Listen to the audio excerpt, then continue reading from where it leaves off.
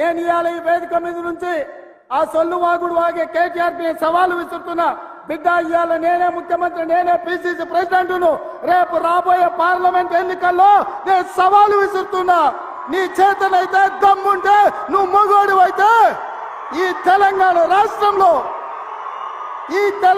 రాష్ట్రంలో బిడ్డ ఒక్క సీటు గెలిచి చూపించు.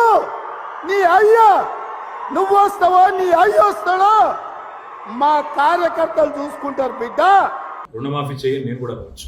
మగాడివైతే రైతు భరోసా స్టార్ట్ చేయి, 70 లక్షల రైతుల ఖాతాల్లో డబ్బులు వేయి, నేను కూడా అడగవచ్చు. మగాడివైతే మహాలక్ష్మి స్టార్ట్ చేయి, 1,67,00,000 మంది ఆడబిడ్డలు ఉన్నారు, నెలకు 2,500 ఇస్తానన్నావు, స్టార్ట్ చేయి, నేను కూడా అడగవచ్చు. కానీ నేను ఇవన్నీ అవనట్లేదు. ఒక్క సీట్ అయినా గెలవము అనే మాట మాట్లాడావు కదా. నీకు నిజంగానే దమ్ముంటే రేవంత్ రెడ్డి గారు, నేను సవాల్ చేస్తా ఉన్నా, నేను నా సిరిసిల్ల ఎమ్మెల్యే పదవికి రాజీనామా చేసి వస్తాను. నువ్వు నీ ముఖ్యమంత్రి పదవికి, కొడంగల్ ఎమ్మెల్యే పదవికి రాజీనామా చేసిరా. నీ సిట్టింగ్ సీటు మల్కాజ్గిరిలో ఇద్దరం కొట్లాడదాం. ఆ ఒక్క సీట్లోనే తేల్చుకుందాం. ఈ రాష్ట్రం అంతా అతలాకుతలం చేయాల్సిన అవసరం లేదు. ఆ ఒక్క సీట్లోనే నేను వస్తాను మా పార్టీ తరఫున, నీ తరఫున నువ్వురా, నీ కాంగ్రెస్ పార్టీ తరఫున.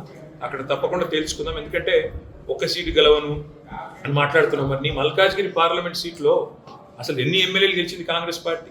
గుండు సున్నా. ఎంతమంది కార్పొరేటర్లు గెలిచారు నీ మల్కాజ్గిరి పార్లమెంట్ పరిధిలో?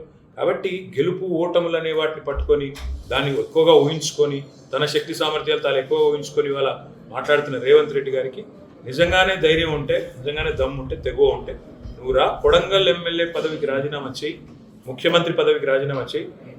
మన మల్కాజ్గిరిలో నీ పార్టీ అభ్యర్థిగా నువ్వురా, నేను కూడా నా ఎమ్మెల్యే పదవికి రాజీనామా చేసి నేను కూడా వస్తాను.